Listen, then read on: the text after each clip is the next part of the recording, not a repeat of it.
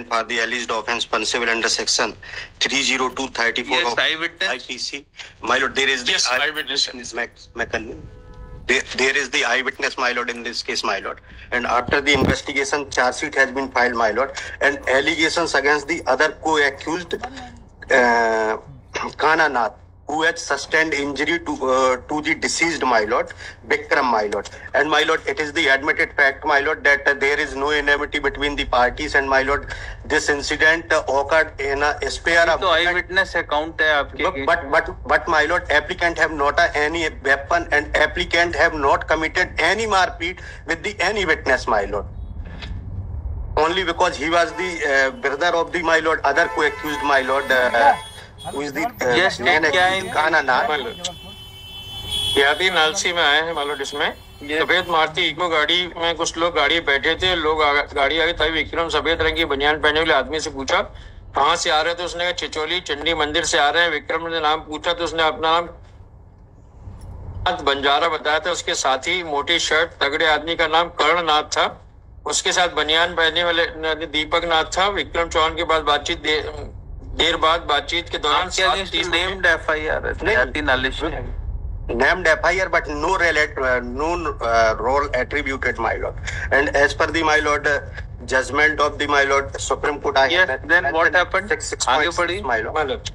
दिलीप नाथ से गाली गलौज करने लगे. हम लोगों ने कालानाथ करण और दिलीप को समझाकर अपनी गाड़ी में बैठकर जाने के लिए कहा तो कालानाथ दिलीप गाड़ी में बैठ गया. तभी करण गाली देते हुए विक्रम की ओर आया. हमने करण को समझाने तभी काना अपनी इको गाड़ी थोड़ी देर आगे ले गया और गाड़ी पर खड़े दिलीप के वापस विक्रम के पास आया. दोनों के बीच में बचाव करने लगे. तभी दिलीप ने मुझे गाल पर थप्पड़ मारा. मैं विक्रम को गाड़ी बैठने के लिए लगे. तब कालानाथ ने अपनी कमर से नुकीला धारदार हथियार निकाल जान से मारने ने विक्रम के सीने पर निप्पल के बल मार दिया. जो विक्रम टी शर्ट सीने में तेजी से खून निकलने लगा. कालानाथ करण नाथ दिलीप नाथ अपनी इको गाड़ी खंडवा की तरफ भाग गए.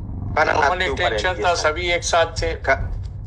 पहले करण के साथ में वाद विवाद हुआ था. उसका फिर ये applicant has filed first application under section 439 police station offences. It is submitted that no overt act has been ascribed to the applicant. Full stop. Main accused in the case is Kana, who had assaulted the victim. Full stop. In these circumstances, applicant be released on bail. Government advocate opposed the application. It is submitted that applicant was present on spot. He came along with other accused persons and thereafter left the spot after incident. Full stop. Common intention. Applicant was also having common intention along with other accused persons. Considering facts and circumstances.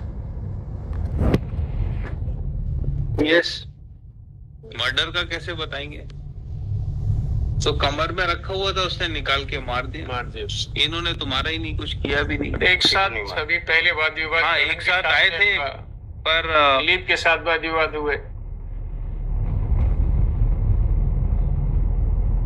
दोबारा पड़ी मतलब तो वापस जा रहे थे. काना assaulted. काना ने असॉल्ट किया है. एक चांटा मारा. दिलीप के साथ में एक चांटा मारने का है और ये एक काना के असॉल्ट के बाद इनका कोई असॉल्ट है क्या? लेकिन जो दोबारा विवाद उत्पन्न हुआ करनाथ की वजह से हुआ. जा रहे थे गाड़ी से लेकिन रिटर्न आए करनाथ की वजह से.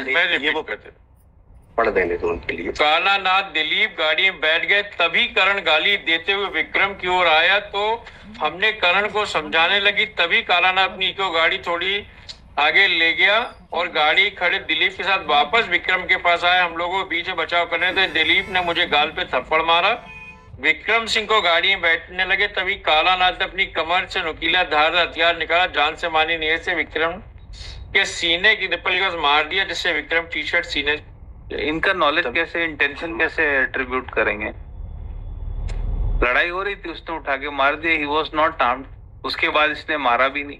मतलब यस, कुछ कहना है आपको? ऑब्जेक्ट दोबारा जो जा रहे थे वापस अपनी गाड़ी से बैठ करके तो करण नाथ ही वापस आया. तभी तो फिर दोबारा विवाद उत्पन्न हुआ. लॉर्ड सिंह ठीक है, पर चाहते थे कैसे एट्रीब्यूट करेंगे?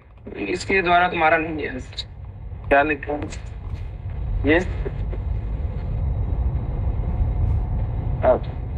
एप्लीकेंट का हो गया.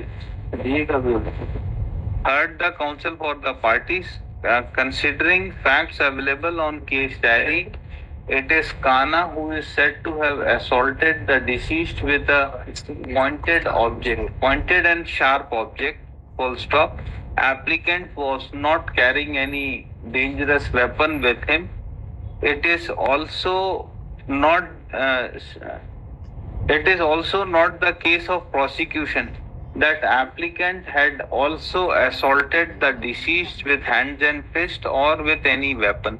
Full stop. Applicant has also not assault with any weapon. Considering aforesaid facts and circumstance of the case, application is allowed. 50,000 trial court. Number 21. My lord, kindly link in this